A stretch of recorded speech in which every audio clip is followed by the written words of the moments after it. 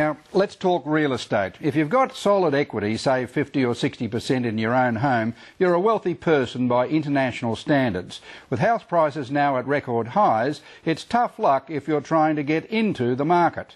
The federal government's plan reforms last year were meant to break through the unaffordability crisis, giving home builders and apartment developers in Sydney in particular what's called a code-accessible fast track. It all came unstuck in the upper house. Shortly, a studio debate. First, density disputation. Stop high-rise hazard! Stop high-rise hazard! Stop high-rise hazard was the chant. Faced with Meriton's application for a spot rezoning for higher density apartments at Warriewood Valley, against the community's already agreed 20% increase in density and against the findings of an independent joint regional planning panel, locals were provoked to protest today at Planning Minister Brad Hazzard's electorate office. We trusted this government to have adequate and fair planning laws. If it can happen within Warriewood, it can happen anywhere. And the department's own website shows that is happening in any number of other suburbs. These protests are part of what seems to be inevitable dispute as apartment developers try to get their DAs approved and construction underway by spot rezonings if necessary. Fearing they were about to be steamrolled by the Director-General of Planning, the protesters were pacified by the Minister for Planning. I'll make sure that all of your concerns are being heard by the department at the next stage. Brad Hazzard's reform bill was meant to take the heat out of planning. But last November, the Minister saw 3 years of work, a green paper, a white paper, countless days talking to stakeholders, cut to ribbons. There were 51 amendments, the government supported only 17.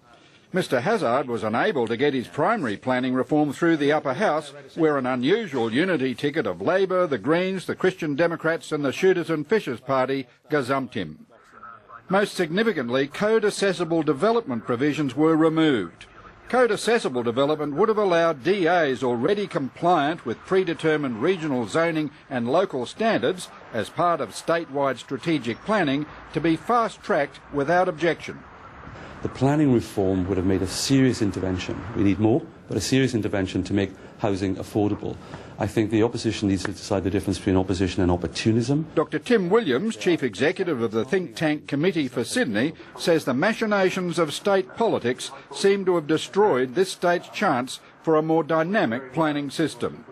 What is needed here is not wrecking amendments, but actually a mature discussion with the community, all political leaders taking part, about how we grow Sydney, provide the homes that our young people need to give us the economic future that not only we need, but Australia needs Sydney to be the #1 city in Australia. That needs growth.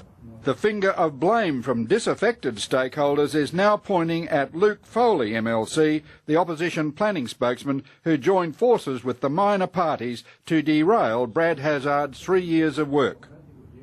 The government did not campaign, it did not seek nor receive a mandate for code assessment. Its planning policy was to return planning powers to local communities.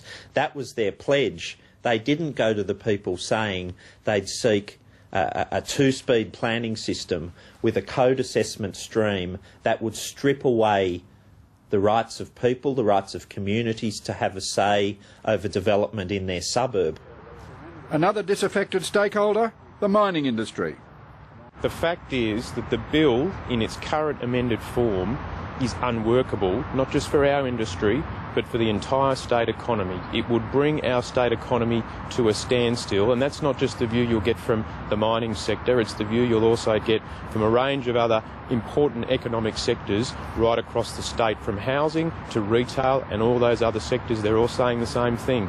The amended bill, the opposition's amendments, as passed, would make this state's economy unworkable, and that's a big dagger at the heart of jobs in New South Wales.